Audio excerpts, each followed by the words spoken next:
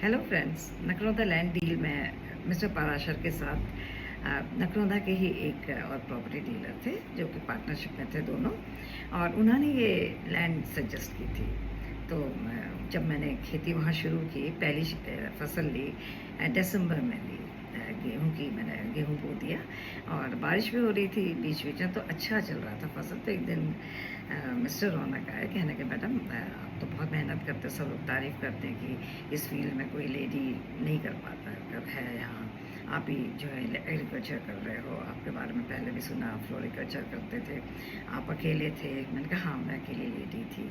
तो कहते आप मेहनत बहुत करते। मैंने कहा हाँ मेहनत इसलिए कि मैंने कहा शायद हमारे जीन्स में मेहनत है। मैंने कहा मेरे फादर मैंने कहा फॉरेस्ट ऑफिसर थे, उन्होंने हमें यही सिखाया कि मैंने कहा ऐसे उन्हीं से इंस्पायर होकर मैंने कहा ये मैं खेती कर रही हूँ और फ्लोरिकल्चर किया मैंने, उन्होंने ही मैंने कहा मुझे इनिशिएट किया।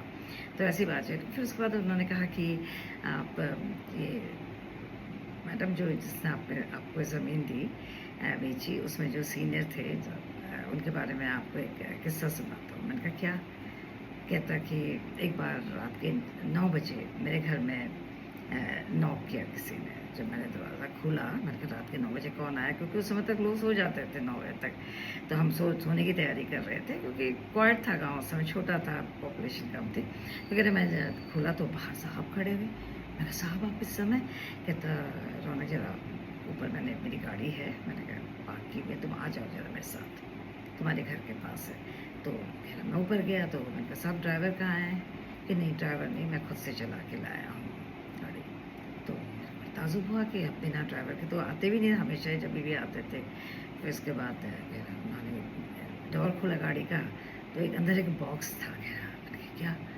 तो कहने लगे कि ये बॉक्स साथ में मैं तुम्हारे एक तरफ से मैं उठाऊँगा, एक तरफ से तुम चलो मैं तुम्हारी मदद करता हूँ, और अपने घर में इसको 1 महीने तक के लिए रख लो इस बॉक्स को, और बस अच्छे से रखना संभाल के। तो कहता मैंने कहा ठीक है। फिर अंदर आया, वो कह रहे रख दी सामान, अंदर रख दिया सब, मतलब बॉक्स रख दिया अंदर। तो मैंने कहने कि इसको अंदर रखना, यहाँ नहीं है। कह रहा नहीं साहब यहाँ थोड़ी रख रही, यहाँ तो लोग आते हैं बैठते हैं यहाँ पे। मैं तो अभी फ़िलहाल मैं अभी अपनी वाइफ के साथ हम दोनों मिलकर रख देंगे अंदर, आप फिक्र मत कीजिए, आपका सामान बहुत अच्छे से रखेंगे हम।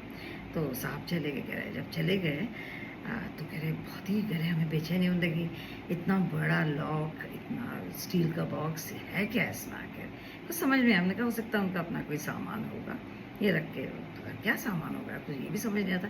करते करते कह रहा 25 दिन के, एक दिन करीब 25 दिन के बाद कह रहे फ़ोन आया शाम के समय, घर ही में हो कहीं गए? तो नहीं, कहते नहीं साहब हम कहाँ जाएंगे, घर ही में। तो कहते ठीक है मैं करीब 9 बजे करीब आऊँगा मैं। तो फिर ठीक 9 बजे करीब के आसपास कह रहे वो आ गए। तो कहने लगे कि अंदर मैंने बिठाया, कह रहा उनको, फिर कहते हैं बॉक्स लेके आ जाओ। तो फिर मैं और मेरी वाइफ के बॉक्स उठा के ले आए, रख दिया उनके सामने। तो उन्होंने बॉक्स क्या क्यों हमारे सामने क्यों खोला? कह रहे समझ में नहीं आया, या वो चेक करना चाहते थे कहीं इन्होंने डुप्लीकेट की तो नहीं बना दी, या इन्होंने ताला खोल के फिर से तो नहीं लगा दिया, क्या सोचा उन्होंने कह रहे हमारे सामने ताला खोला और बॉक्स खोल दिया, और बॉक्स खोलते कह रहे हमारी आँखें फट गई।